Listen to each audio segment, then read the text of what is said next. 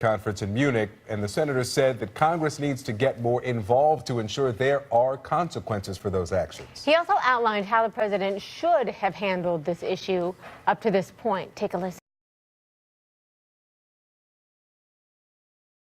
And I want to help him where I can, is that he's never really looked the camera in the eye and said, even though it was the Democratic Party that suffered from Russian interference, I am now the leader of the free world, democracy in our backyard, and I can assure you they're going to pay a price on my watch for trying to interfere in our election, even though it was Democrats that were affected the most.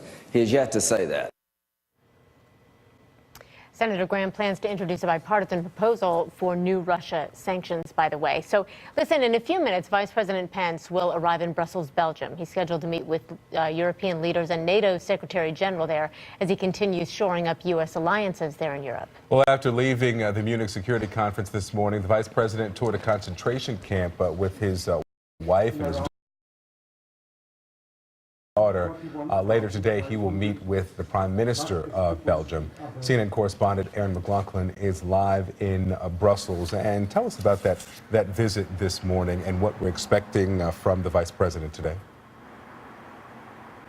Well, it was a powerful and somber visit to the former Nazi concentration camp. The vice president, his wife, and his daughter were given a tour by a survivor from that camp who talked about the horrendous conditions during the time, the thousands of lives that were lost there. Also spoke to American liberation of that camp. And it's a visit that is significant when you consider the controversy that surrounded the White House, the statement that they released on International Holocaust Remembrance Day that failed to mention Jews or anti-Semitism. Also significant when you consider the controversy that surrounded President Trump's press conference earlier this week, in which he dismissed questions about the rise of anti-Semitic acts in the United States.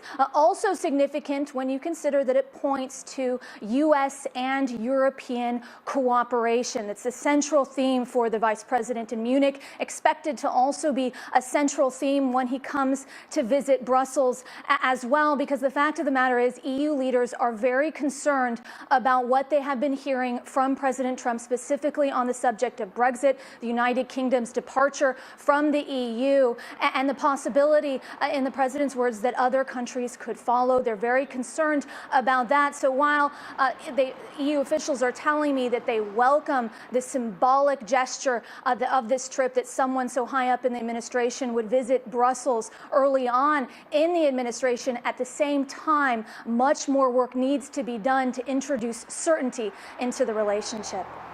And the president mentioned the Brexit yesterday in his remarks in Melbourne, and also calling on NATO members to pay their fair share during that rally in Florida. Aaron McLaughlin there for us. Aaron, thanks so much. Republican Senator John McCain blasted the president at the security conference in Munich as well, highlighting the turmoil within the GOP. He called out everything from the president's position on NATO to his as he described it, cozy relationship with Russia. He also took the time, though, to champion American values and to try to look ahead to a more promising future.